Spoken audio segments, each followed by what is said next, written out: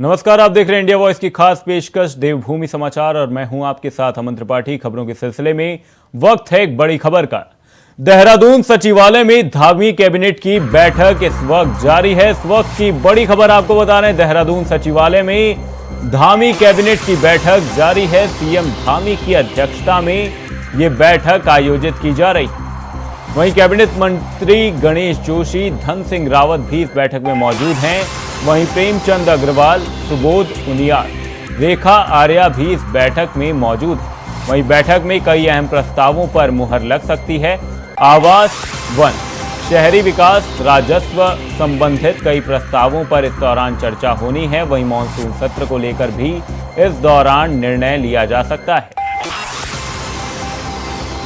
इस वक्त की बड़ी खबर आपको बता दें, देहरादून सचिवालय में इस वक्त बैठक आयोजित की जा रही है। सीएम धामी की अध्यक्षता में यह बैठक की जा रही है। इस बैठक में कई अहम प्रस्तावों पर भी चर्चा होनी संभव है। वहीं मानसून सत्र को लेकर भी निर्णय लिया जा सकता है।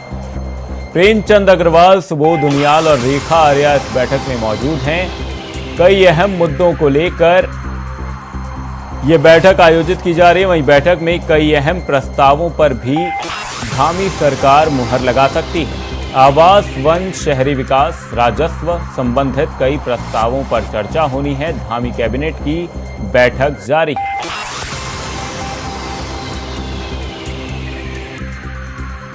इसी खबर पर हमारे संवाददाता तुषार गुप्ता हमारे साथ जुड़े हैं। तुषार, मैं आपसे जानना चाहूंगा फिलहाल इस मीटिंग को लेकर क्या कुछ अपडेट है, जिसमें सीएम धामी की अध्यक्षता में ये बैठक हो रही है। कई बड़े नाम भी निकलकर सामने आए जो इस बैठक का फिलहाल हिस्सा हैं। क्या कुछ फिलहाल अपडेट है?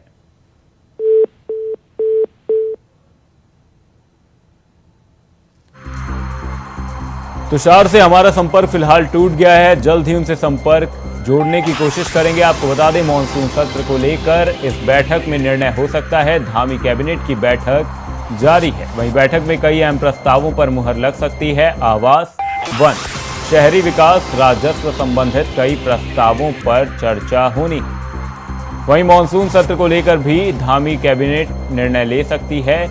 वहीं आपको बता दें, 6 सितंबर को मानसून सत्र संभव बताया जा रहा है। वहीं देहरादून सचिवालय में धामी कैबिनेट की बैठक फिलहाल जारी है। सीएम पुष्कर सिंह धामी की अध्यक्षता में इस बैठक का आयोजन किया जा रहा है, जिसमें कई अहम प्रस्तावों पर आज मुहर लग सकती है। कैबिनेट मंत्री गणेश जोशी, धन सिंह रावत इस बैठक में मौजूद हैं।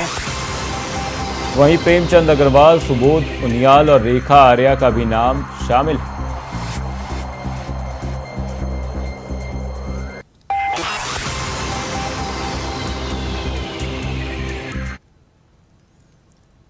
रक्षाबंधन से ठीक पहले धामी सरकार ने स्वयं सहायता समूहों से जुड़ी महिलाओं को बड़ी सौगात दी है। गुरुवार सुबह मुख्यमंत्री पुष्कर सिंह धामी ने सचिवालय पहुंचकर मुख्यमंत्री सशक्त बहना उत्सव योजना का शुभारंभ किया।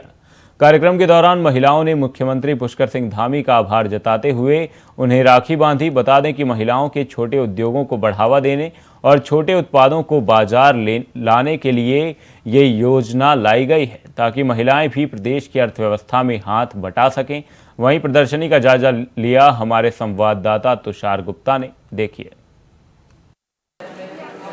मुख्यमंत्री पुष्कर सिंह धामी ने रक्षाबंधन से पहले प्रदेश की महिलाओं को एक तोहफा दिया है। एक योजना जो मुख्यमंत्री सशक्त बहना उत्सव योजना के तहत जो छोटे सहायता समूह है उन्हें अब एक लोकल मार्केट दी जाएगी और हर ब्लॉक स्तर पे ये मार्केट लगाई जाएगी। वहीं सचिवालय में आज इसका उद्घाटन किया गया है। आप देख सकते हैं कि जो छोटे उद्योगों की महिलाएं हैं, जो छोटा उद्योग करती हैं, उनके जो प्रोडक्ट्स हैं वो जन जन तक पहुंचाया जाए। और यही मुहिम मुख्यमंत्री की कि किस तरह से जो महिलाएं हैं प्रदेश की उन्हें सशक्त किया जाए और उन्हें रोजगार की जो मुख्य धारा है, व्यापार की जो मुख्य धारा है उससे जोड़ा जाए। तमाम तरह के आप प्रोडक्ट्स देख रहे होंगे जो उत्तराखंड की संस्कृति और देवभूमि की जिस तरह से संस्कृति है उसके चलते ये सारे प्रोडक्ट्स आपको देखने को मिल रहे होंगे। टोपी, चाहे वो टोपी हो उत्तराखंड की, चाहे वो पोशाक हो या फिर मफलर हो, तमाम चीज़ें हैं, चाहे बरास का जूस हो, ये तमाम चीज़ें जो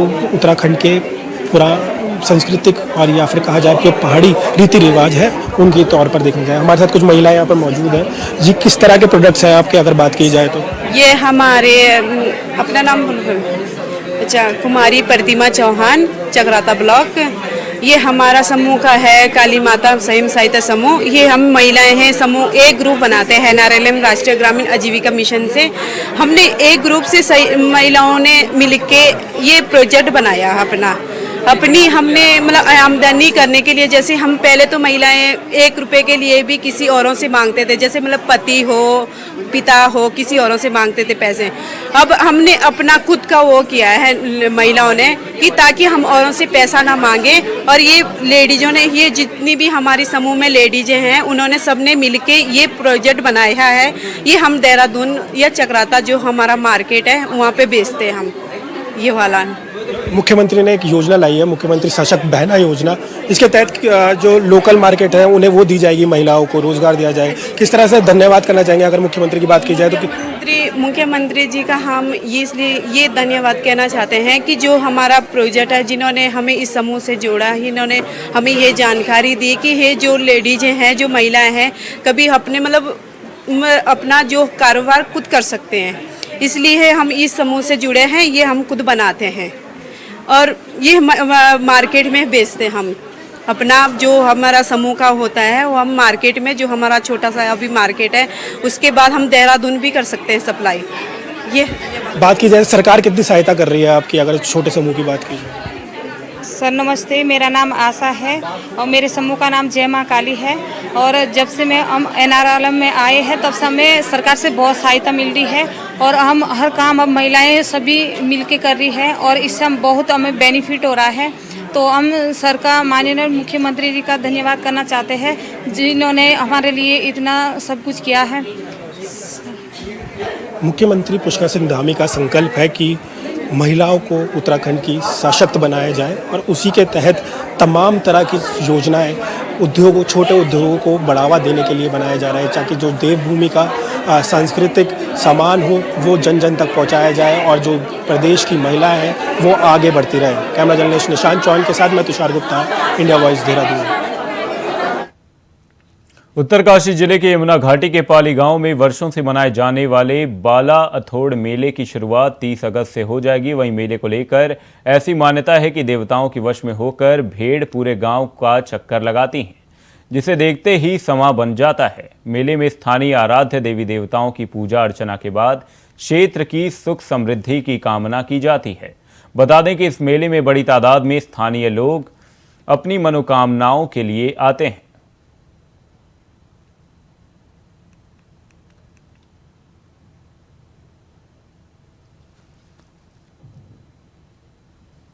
आप ये विजुअल्स देख सकते हैं, कितना प्यारा ये व्यू है, जहां पर उत्तरकाशी में 30 अगस्त से इस मेले की शुरुआत होने वाली है। वहीं मान्यता ये है कि भेड़ देवताओं के वश में यहां पर पूरे गांव का चक्कर लगाती हैं। 30 अगस्त से इस मेले की शुरुआत होने वाली है।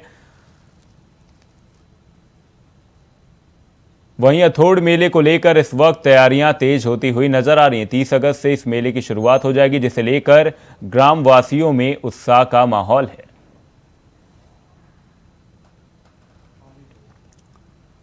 चमोली गुनियाला गांव के ऊपर पहाड़ी से अचानक भूस्खलन होने के साथ बड़ा बोल्डर गिरने से गांव में अफरा तफरी मच गई, जहां गनीमत ये रही कि लोग उस समय खाना खाकर आराम कर रहे थे। आपको बता दें कि बुधवार को दोपहर को ग्रामीण खाना खाकर आराम कर रहे थे, तभी अचानक पहाड़ी से जोर की आवाज आई, जिसके बाद लोग घरों से बाहर भागे। तब तक 200 मीटर ऊपर पहाड़ी से बड़ा बोल्डर गांव के घरों के बीच खेत में आकर रुक गया, लेकिन गनीमत यह रही कि किसी को कोई नुकसान नहीं हुआ। तो वहीं भूस्खलन और बोल्डर आने से गांव की पेयजल लाइन, सिंचाई नहर और दर्जनों नाली कृषि भूमि तबाह हो गई है, जिसके बाद ग्रामीणों की शिकायत पर संयुक्त मजिस्ट्रेट दीपक सैनी गुनियाला गांव पहुंचे, जहां मुआयना कर ग्रामीणों को सुरक्षित स्थानों पर ठहरने को कहा गया और गांव में जल्द ही बिजली पानी की व्यवस्था सुचारू करने का भरोसा दिया गया।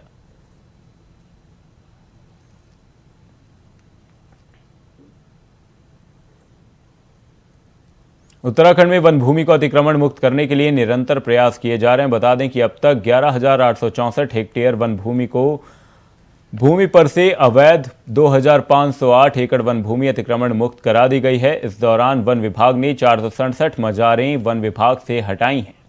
साथ ही वन विभाग लगातार अतिक्रमण को चिन्हित कर उसे हटाने का कार्य कर रही है। बधाई देना चाहता हूं पूरे देशवासियों को। आज ये ऐतिहासिक पल के हम लोग सब साक्षी बने हैं। आज निश्चित रूप से आदरणीय नरेंद्र मोदी जी के नेतृत्व में आज हमारा देश ने वो काम कर दिया है जो विश्व का कोई भी देश नहीं कर पाया है। और लगातार हम सब देख रहे थे कि माननीय प्रधानमंत्री जी कैसे उन क्षणों को देशवासियों के साथ थे और एक एक क्षण को, एक एक पल को कैसे देशवासियों के साथ शेयर कर रहे थे। तो निश्चित रूप से मैं बधाई देना चाहता हूं पूरे देशवासियों को, माननीय प्रधानमंत्री जी का धन्यवाद देना चाहता हूं कि आपके कुशल नेतृत्व में आज ये दिन हम सबको देखना पड़ा। बागेश्वर के गरुड़ क्षेत्र में स्कूल जा रही छात्रा पर एक तेंदुए ने हमला कर दिया। बागेश्वर के गरुड़ क्षेत्र में स्कूल जा रही छात्रा पर एक तेंदुए ने हमला कर दिया। इस हमले में छात्रा गंभीर रूप से घायल हो गई। बागेश्वर के गरुड़ क्षेत्र से यह हादसा देखने को मिला है, जहां पर स्कूल जा रही छात्रा पर एक तेंदुए ने हमला कर दिया। हमले में छात्रा घायल हो गई। आपको बता दें, स्कूल जा रहे बच्चों पर तेंदुए ने हमला कर दिया। खबर बागेश्वर से है, जिसमें हमले में छात्रा गंभीर रूप से घायल है।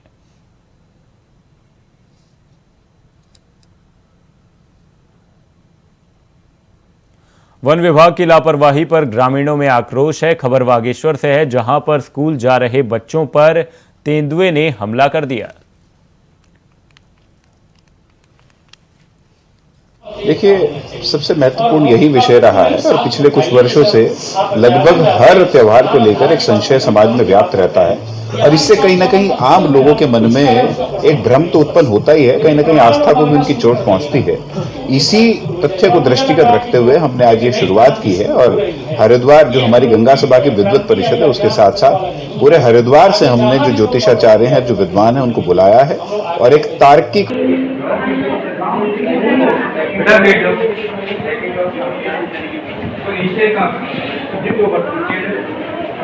कर दिया। खबर बागेश्वर से है, जहां पर तेंदुए ने बच्चों पर हमला किया।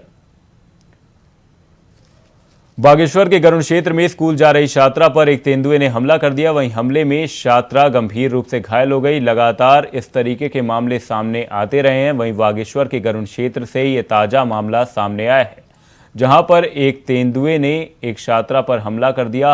हमले में छात्रा गंभीर रूप से घायल बताई जा रही है। इसी खबर पर हमारे साथ संवाददाता तुषार गुप्ता फोन लाइन पर जुड़े हुए हैं। तुषार, ये क्या कुछ पूरा मामला है जिसमें बागेश्वर के गरुड़ क्षेत्र में स्कूल जा रही छात्रा पर तेंदुए ने हमला किया है?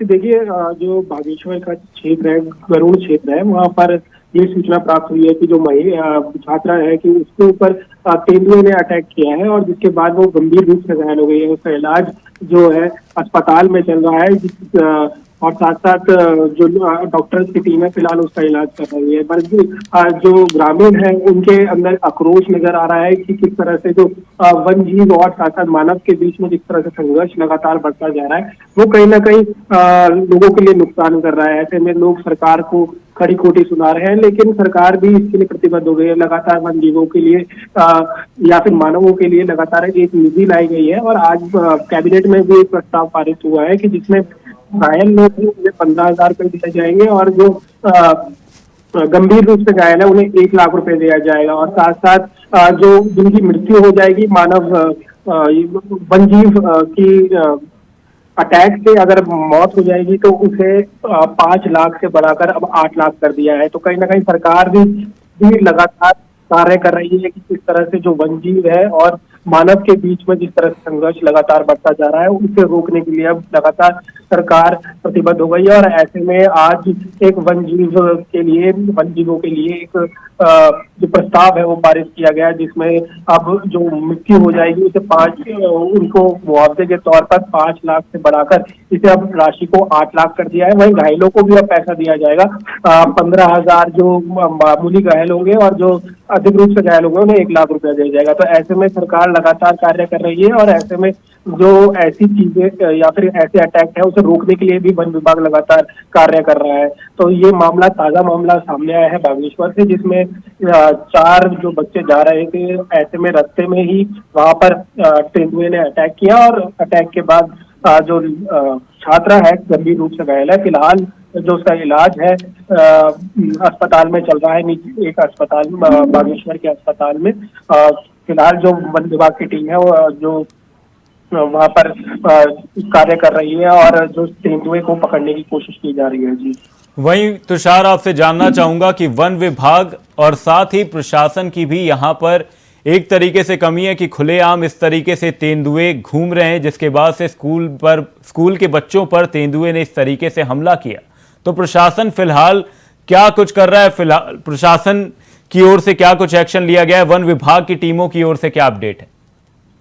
वन विभाग उत्तराखंड की बात की जाए तो यहाँ तेंदुए की और साथ साथ बाघों की जो संख्या है वो लगातार बढ़ती जा रही है और ऐसे में जो सरकार भी यही चाहती है कि जो झील है क्योंकि टाइगर्स और लगातार जो तेंदुए हैं उनको बढ़ाया जाए, लेकिन उत्तराखंड में लगातार ऐसे मामले सामने आते हैं कि जिसमें तेंदुआ अटैक करता है, क्योंकि जिस तरह से पॉपुलेशन बढ़ रही है, विस्तार हो रहा है, विकास हो रहा है, तो जंगली जानवरों का जो हस्तक्षेप है वो शहरी इलाकों में देखने को मिल रहा है। ऐसे में कहीं ना कहीं चिंता विषय भी है कि ऐसे में जो बच्चे हैं, छात्र हैं या फिर कहा जाए युवा है या फिर बुजुर्ग है, उनके लिए खतरा बढ़ चुका है, क्योंकि जो जीव है वो शहरी क्षेत्र में आ रहे हैं, जिसके कारण ये बहुत बड़ी समस्या बन गई है। तो जो वन विभाग है वो लगातार कार्य भी कर रहा है कि इन्हें रोका जाए, लेकिन आप वन जीव को नहीं रोक सकते। हाथियों के लिए अगर मैं बात की जाए तो हरिद्वार में कई फीट लंबी जो दीवारें लगाई गई थी क्योंकि ताकि उन्हें शहरी क्षेत्र में जाने से रोका जा सके,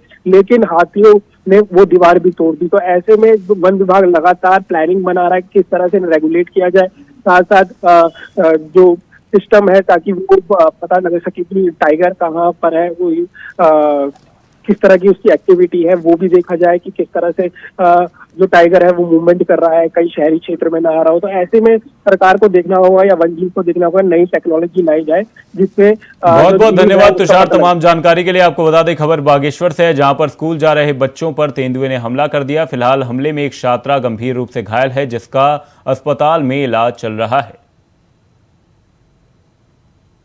सबसे महत्वपूर्ण यही विषय रहा है और पिछले कुछ वर्षों से लगभग हर त्योहार को लेकर एक संशय समाज में व्याप्त रहता है और इससे कहीं ना कहीं आम लोगों के मन में एक भ्रम तो उत्पन्न होता ही है, कहीं ना कहीं आस्था को भी उनकी चोट पहुंचती है।